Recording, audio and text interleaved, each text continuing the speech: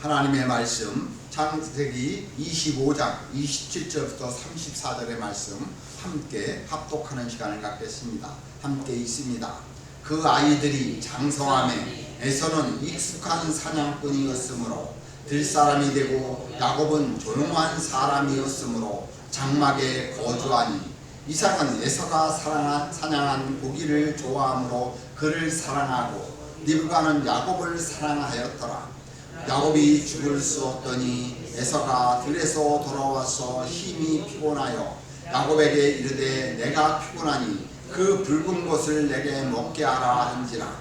그러므로 에서의 별명은 에돔이더라.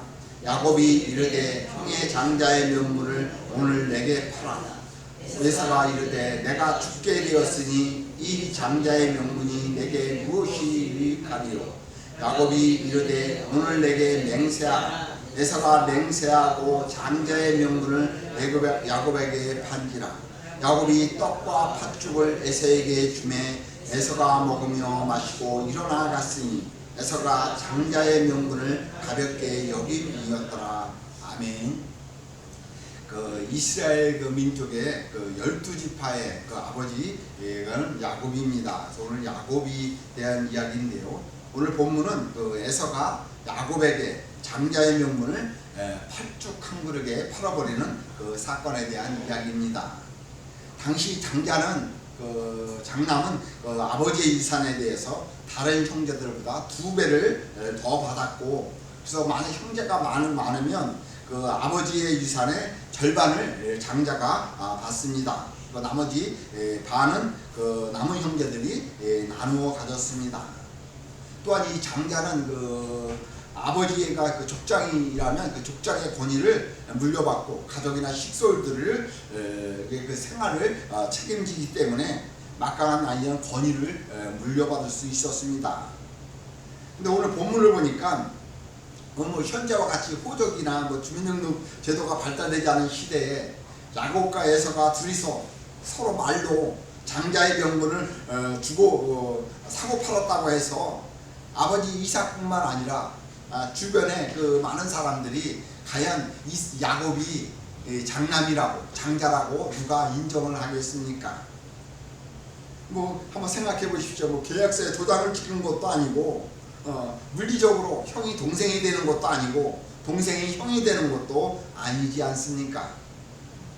이들이 비록 쌍둥이라고 할지라도 과연 아버지 이삭이 야곱을 장자로 인정하고 유산을 물려주고 또한 족장의 권위를 물려주겠는가 하는 것입니다. 도저히 말이 되지 않는 그런 행동을 지금 야곱과 에서가 하고 있었던 것입니다. 물론 본문에서 돌아온 본문에서는 사냥하고 돌아온 에서가 피곤하고 배가 고파서 팥죽 한 그릇에 눈이 멀어서 야곱의 말에 얼떨결에 동의했는지 모릅니다.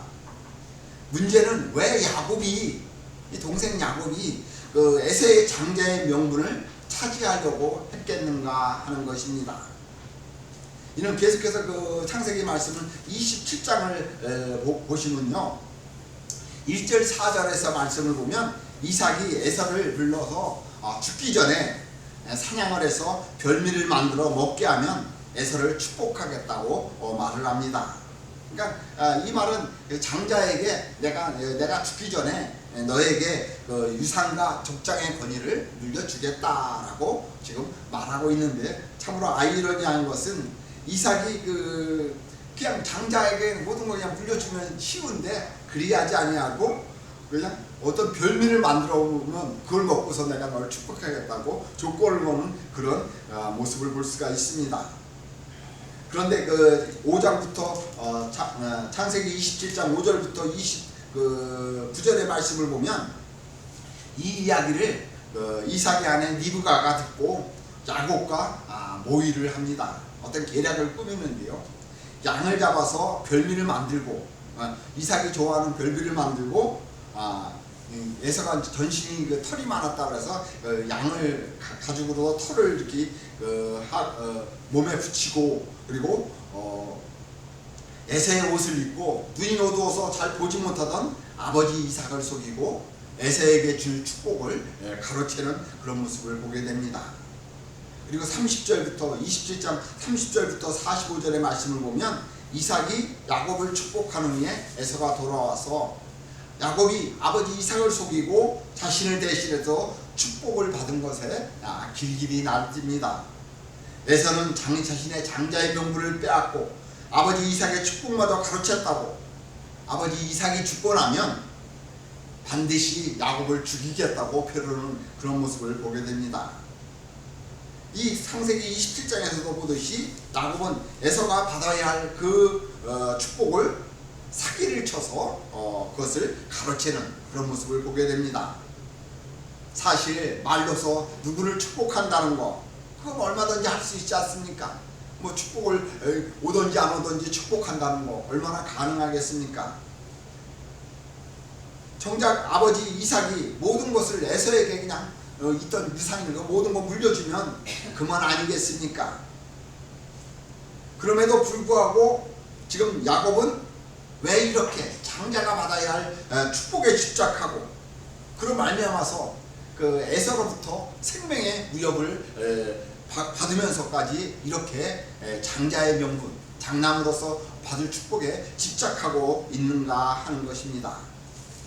오늘 말씀 창세기 25장 26절의 말씀을 보면 후에 나온 아우는 손으로 에서의 발꿈치를 잡았으므로 그 이름은 야곱이라 하였으므로 리브가가 그들을 낳을 때 이삭이 60세였더라라고 이삭이 60세 때 쌍둥이를 낳았는데 이 아내 리브가가 쌍둥이를 낳았는데 나중에 나오는 동생 야곱이 에서의 발꿈치를 잡고 태어나서 그 이름을 야곱이라고 하였다고 말씀합니다. 그러니까 야곱의 이름의 의미는 발꿈치를 잡은 자, 속이는 자, 대신 들어 찬탈하는 자 이런 의미를 갖고 있습니다.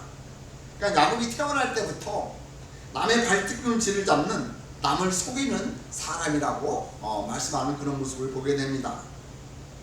야곱의 이름의 의미에서 나타나듯이 야곱의 일생은 남을 속이는 일생이며 그로 인하여 자신도 속고 그렇게 속고 속이는 그런 삶을 살았던 모습을 보게 됩니다. 야곱은 이삼촌 나반을 속였지만은 이삼촌 나반에게 또 속는 그 야곱의 모습을 보게 되고요. 나중에 그 아들들한테까지도 속는 요셉이 죽었다고 속는 그런 모습을 보게 됩니다. 이는 우리가 사는 세상 역시 속이고 속는 그런 세상으로 우리 인간의 이기적인 본성이 모든 사람은 다는 아닐지라도 다른 사람을 속여서까지라도 자신의 유익을 추구하려고 하는 것이 우리 인간의 본성이 아닙니까? 우리가 사는 세상에는 아주 비열한 사람이 있습니다. 수단과 방법을 가리지 않고 자신의 욕심을 채우는 사람을 가리켜 우리는 비열한 사람이라고 말을 합니다.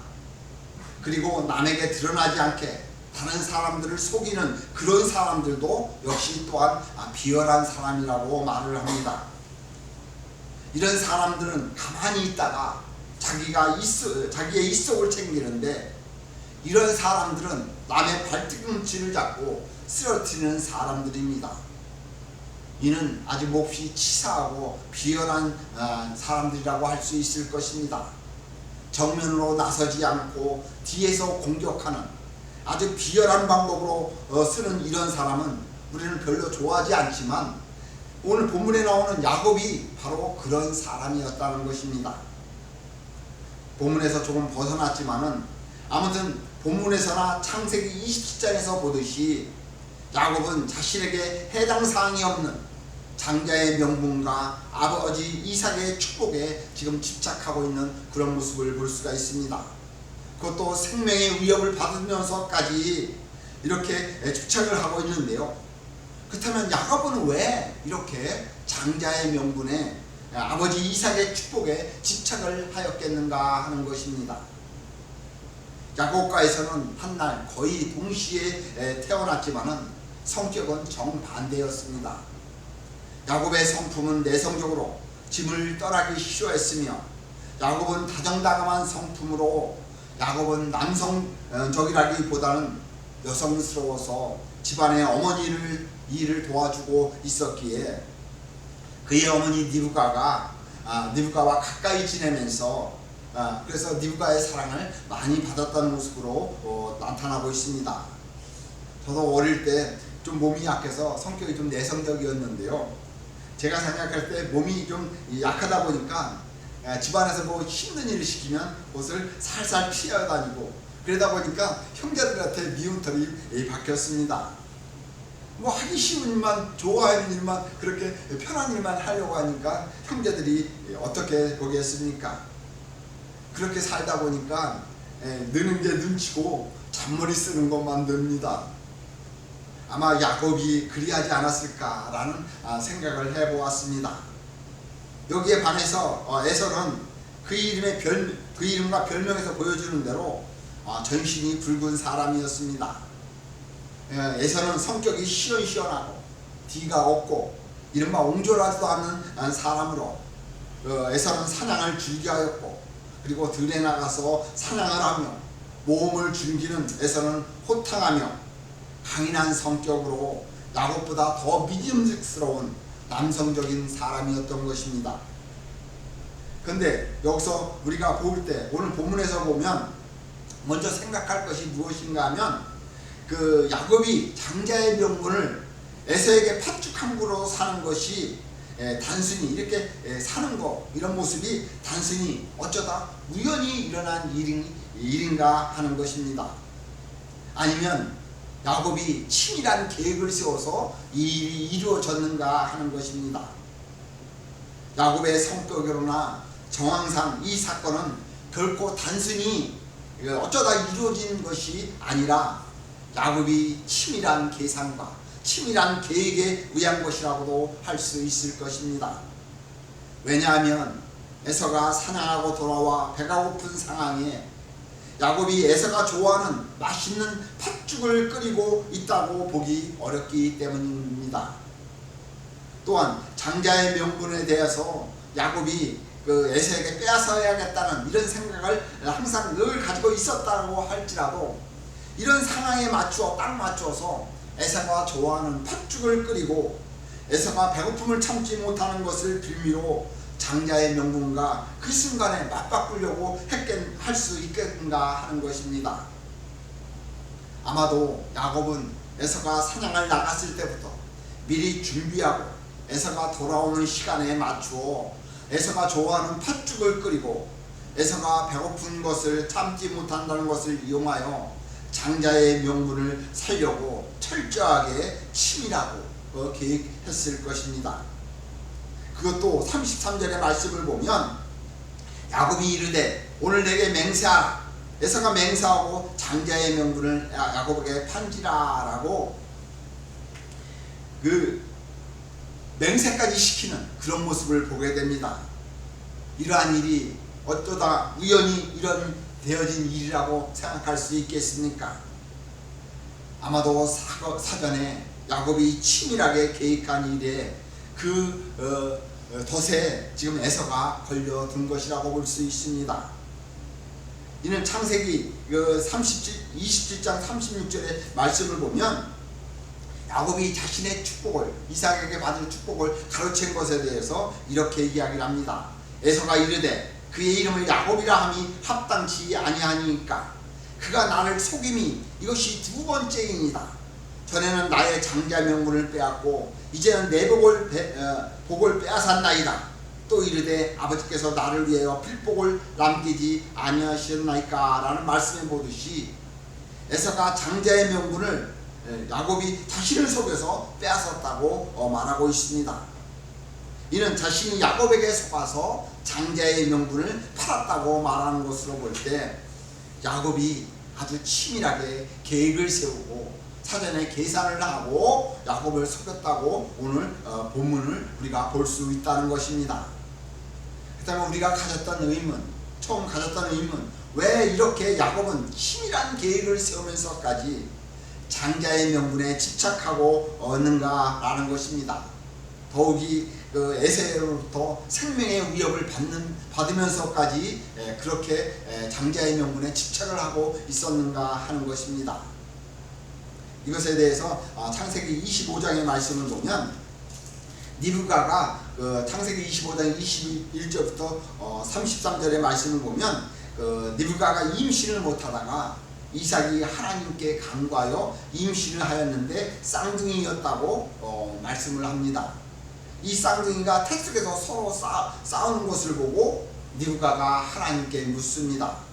23절의 말씀을 보면 여호와께서 그에게 이르시되 두 국민이 내 태중에 있구나. 두 민족이 내 복중에서부터 나누리이다. 이 족속이 저 족속보다 강해했고 큰 자가 어린 자를 섬기리라 하셨더라 라고 말씀합니다. 뱃속에서부터 두 사람이 싸웠는데 작은 자, 그러니까 야곱이 그 큰 자 에서가 야곱을 섬기게 될 것이라고 말하는 모습을 보게 됩니다.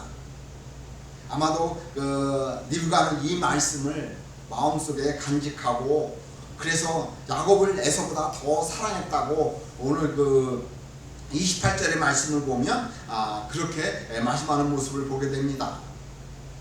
아무튼 이 리브가는 아마도 이 말씀을 새겨 듣고 야곱에게 이 이야기를 들려줬을 것이고 야곱 또한 이 말씀을 하나님으로부터 내가 축복을 받아야 한다는 것을 마음속에 간직하였을 것입니다.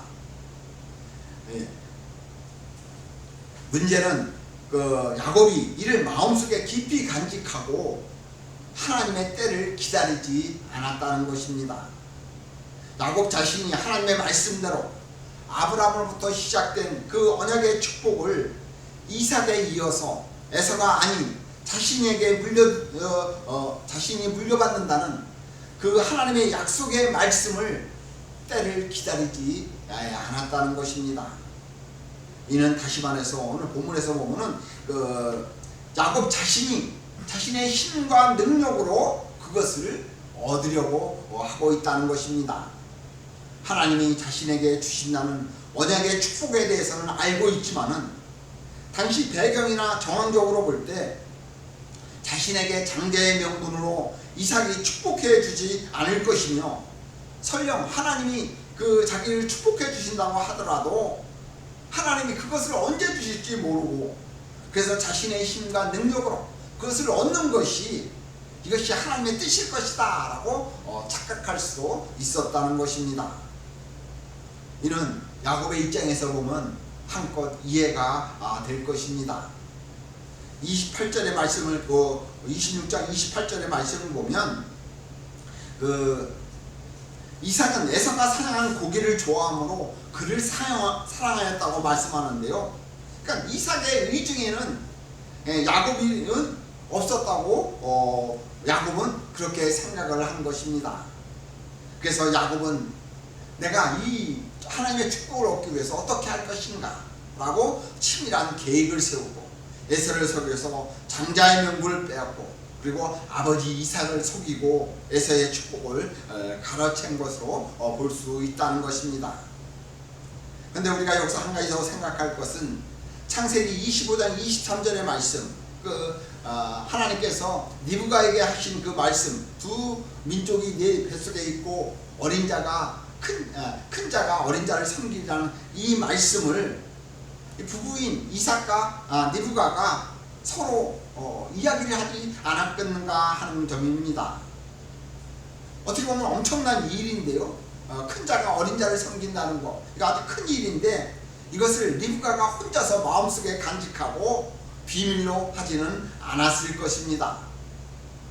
그 이삭은 창세기 22장의 말씀을 보면 아버지 아브라함으로부터 번제로 드려지는 제물이 될 뻔한 사건을 경험한 사람입니다. 따라서 이삭은 하나님이 아브라함에게 약속했던 언약의 축복에 대해서 이삭도 충분히 알고 있었고 자신을 통해서 그 약속이 이루어지고 자신의 후손을 통해서 이 언약의 축복이 이어질 것이라고 이삭도 생각하고 있었을 것입니다. 그렇다면 그 이삭은 이 리브가로부터 하나님께서 큰 자가 어린 자를 섬긴다는 이 말씀을 들었음에도 불구하고 27장에서 말씀을 보면 이삭이 에서를 축복하려고 하고 있다는 것입니다. 그래서 창세기 25장 28절의 말씀을 다시 보면 이삭은 에서가 사냥한 고기를 좋아하고 좋아함으로 그를 사랑하고 리브가는 야곱을 사랑했다라고 부부가 서로 호불호가 다른 그런 모습을 보게 됩니다.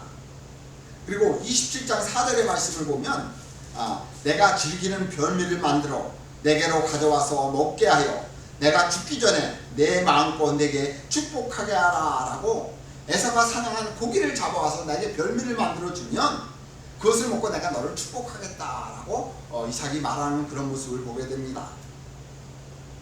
이삭은 에서가 에서를 사랑한 이유를 오늘 그 28절 말씀과 27장 4절의 말씀을 보면 에서가 사냥한 고기를 좋아하고 그것을 별미로 만들어 먹는 식탐가라고 할 수 있습니다. 그러니까 먹는 음식에 집착을 하는 그런 사람임을 보게 됩니다. 그래서 학자들은 식탐이 있는 사람들, 이런 사람들은 영적이지 못하다라고 말하는 모습을 보게 됩니다. 이 식탐이라는 게 뭡니까? 자신의 식욕을 통제하지 못하는 것으로 이러한 사람들은 우리가 소유하고 있는 그 혈기나 수면, 게으름 등 자신을 통제하지 못하고 절제하지 못하기 때문에 이러한 사람들은 하나님의 뜻을 따르기보다는 자신의 욕구를 따라 살고자 하기 때문에 영적이지 못하다고 말하는 것입니다.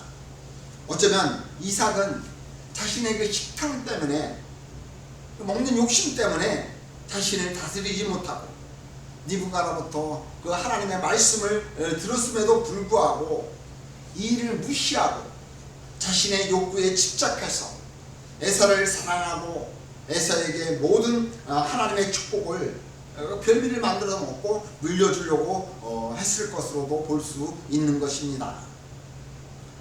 또한 에서 역시 자신의 그 배고픔을 참지 못하고 야곱에게 팥죽 한 그릇에 장자의 명분을 팔아 넘긴 것은 에서 역시 자신을 다스리지 못하고 자신을 통제하지 못하고 절제하지 못하는 그런 모습을 볼 수가 있습니다.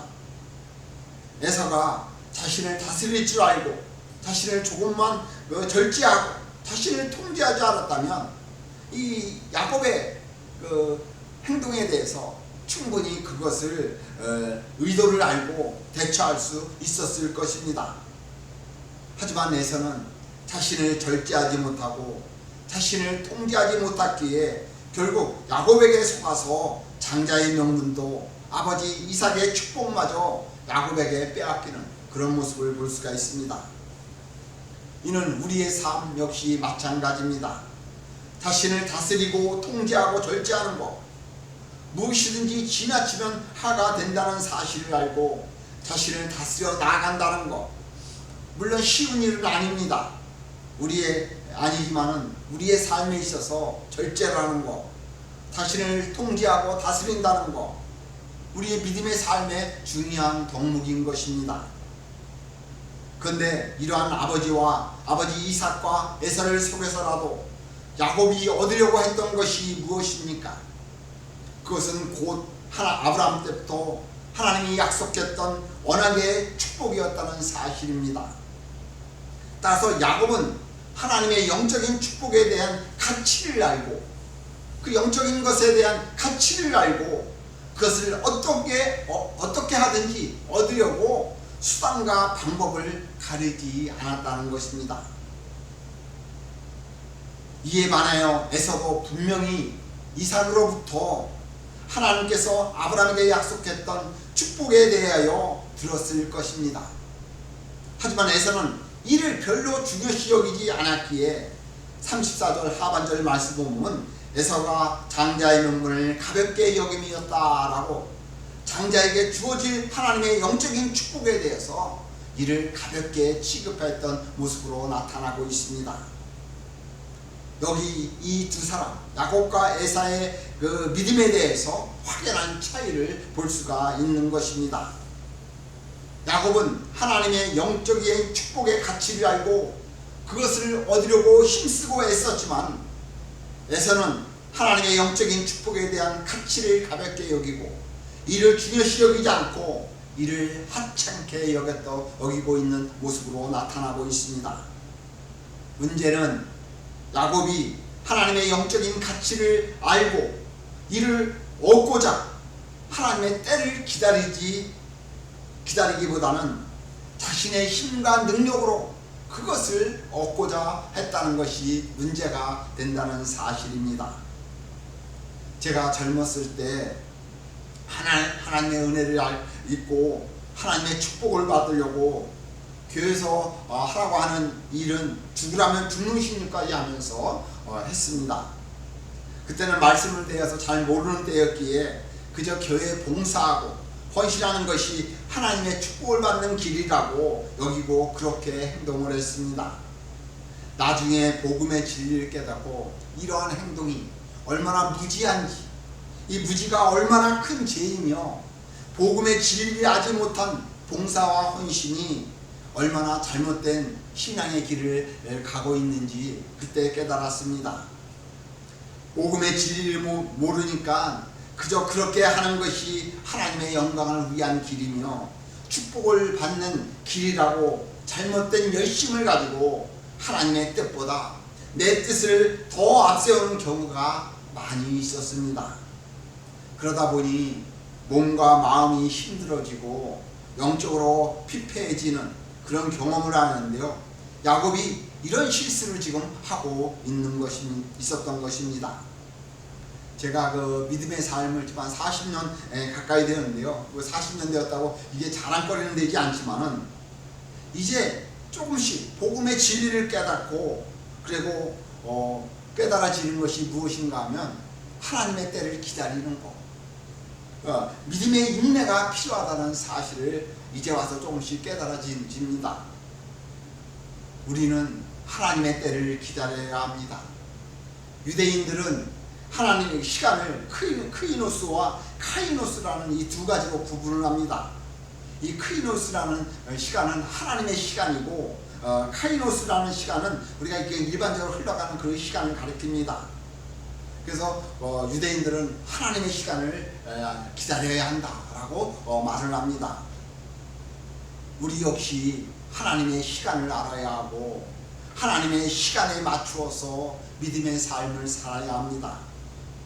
하나님의 나라에 대한 복음의 진리에 대한 영적인 가치를 아는 것도 중요하지만 그 복음의 진리에 따른 그 진리를 안다면 하나님의 뜻에 순종하는 삶, 즉 하나님의 때, 하나님의 시간에 맞추어 우리는 믿음의 삶을 살아야 한다는 것입니다. 이러한 믿음의 삶은 하나님의 시간에 맞추어 기다려야 하는 그 인내의 믿음이 필요한 것입니다. 그런데 우리의 삶이 어떠합니까?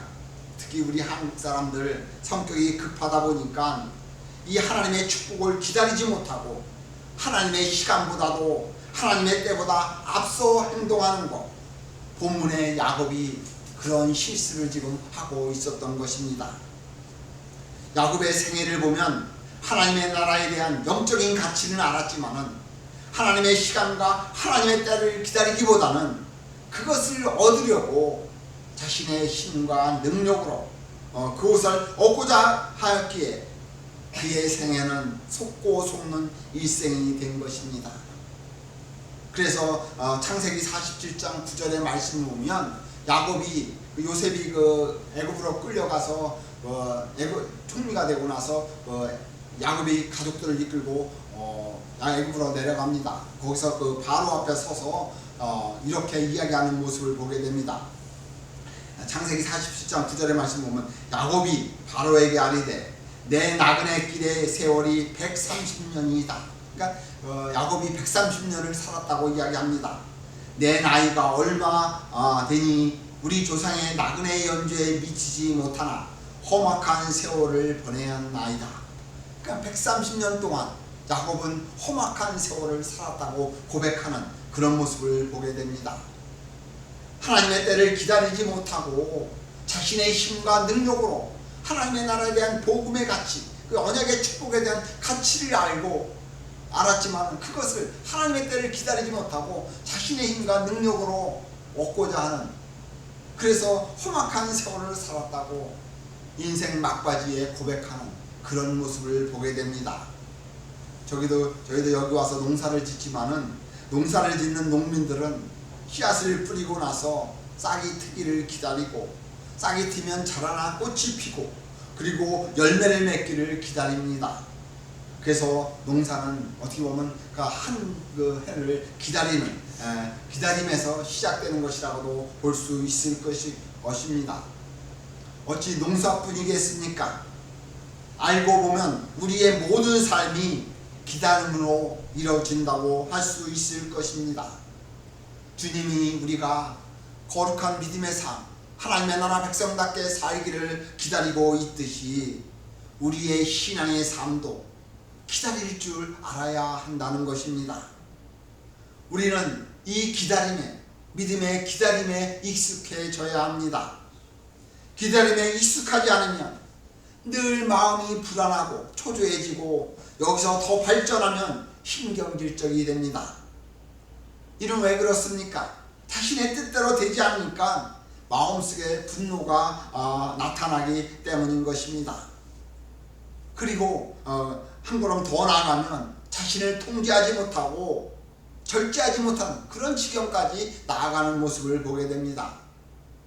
이는 제가 처음에 서두에 말씀을 드렸듯이 저 역시 성격이 굉장히 급하다 보니까 저 역시 내 뜻대로 잘 되지 않으면 막 화가 나는 경우가 있었는데요. 이것이 왜 그런가 라는 것을 보니까 이런 여유를 갖지 못하고 하나님의 때를 기다리지 못하는 그런 마음 때문에 그래서 얼마나 많은 실수를 저질렀는지 모릅니다. 우리가 기도하고 하나님의 응답을 기다리는 데 있어서 정말 인내가 필요합니다. 우리가 칼자루를 쥐고 있는 것이 아니라 하나님께서 칼자루를 쥐고 있기에 우리는 하나님이 우리를 축복하실 때까지, 우리를 통하여 일하실 때까지 우리는 믿음의 인내를 가지고 기다려야 합니다. 행여 하나님이 우리의 기도에 대해서 응답하지 않아도 우리는 그것에 순종을 해야 합니다. 왜냐하면 하나님이 왜 우리에게 응답을 하지 않겠습니까? 우리에게 해가 되기 때문에 응답해 주지 않는 것입니다. 그러하기 때문에 하나님이 우리의 기도에 응답하지 않는 것, 그것은 또 하나의 하나님의 응답이 되는 것입니다.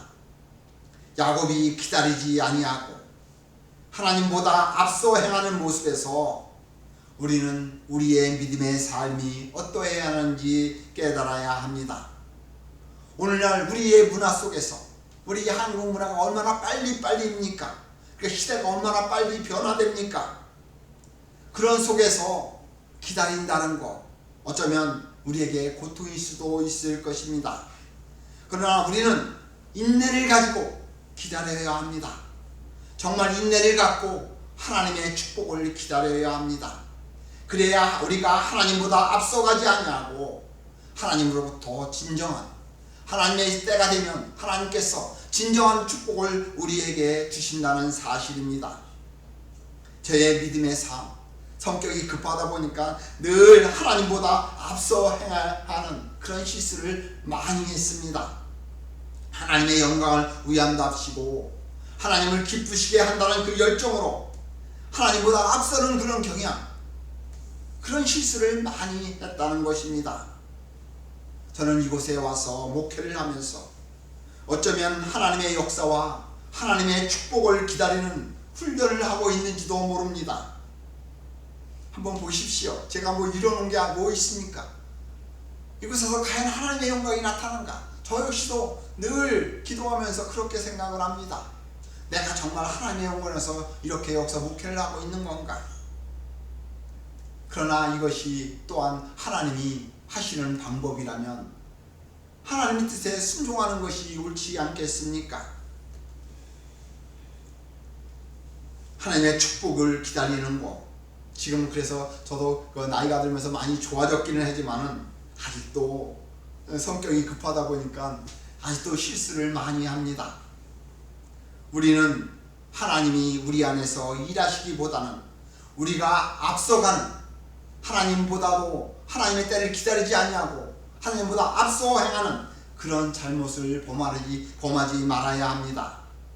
이는 우리가 자칫 하나님의 영광을 위한 것이 아니라 나의 영광을 위한 일이 될 수 있기에 여간 주의해야 합니다. 자칫 하나님의 이름을 빙자하여 하나님의 이름을 더럽히는 경우가 생길 수 있기 때문에 우리는 늘 하나님의 시간에 초점을 맞추고 믿음의 삶을 살아야 합니다. 믿음의 삶에 있어서 기다린다는 것, 우리의 신앙의 삶에 있어서 아주 중요한 덕목 중에 하나입니다. 하나님이 우리를 부르시고 하나님의 나라 백성으로서 구원하셨다면 하나님은 분명히 우리를 통해서 일하실 것입니다. 그때를 우리는 기다려야 합니다. 우리를 불러주셨다면 하나님이 우리를 축복해 주실 것입니다.